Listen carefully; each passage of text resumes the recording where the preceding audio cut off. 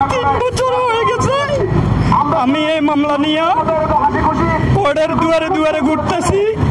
আমার ভাইয়ের কোনো বিচার পাচ্ছি না। তারা হুমকি দিচ্ছে এই মামলা আমি যেন প্রত্যাহার করি, বরং আমাকে আরো তারা উল্টো মামলা দিয়েই আমাকে হয়রানি করতেছে। আমাকে বলে এই মামলা উঠাই ফেলানোর জন্য। তখনকার আমলে আমি আমার ভাইয়ের হত্যার বিচারের জন্য তখনকার এমপি ছিলেন, এমপির কাছে পর্যন্ত আমি গিয়েছি। আমি তাদের দুয়ারে দুয়ারে ঘুরেছি যাতে করে আমার ভাইয়ের সঠিক বিচারটা পাই। যারা আমার ভাইকে নৃশংসভাবে হত্যা করেছে তাদের বিচার চেয়েছিলাম, কিন্তু তারা আমাকে বিচার তো করেনি, কিন্তু আমাকে কোর্টের দুয়ারে দুয়ারে হয়রানি করিয়েছে। বিগত সময়ে বিচারহীনতার যে একটি স্বরূপ সংস্কৃতি এটি বাংলাদেশে বলবৎ ছিল।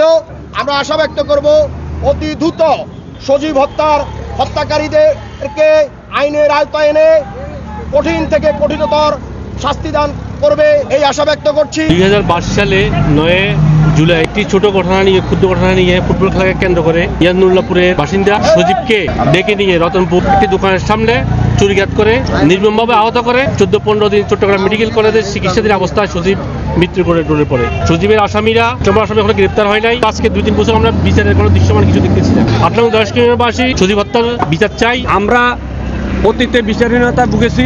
আমরা চাই বর্তমানে যে 5ই আগস্টের পরবর্তী সময়ে আইনের শাসন প্রতিষ্ঠিত হোক এবং খুনিরা গ্রেপ্তার হোক।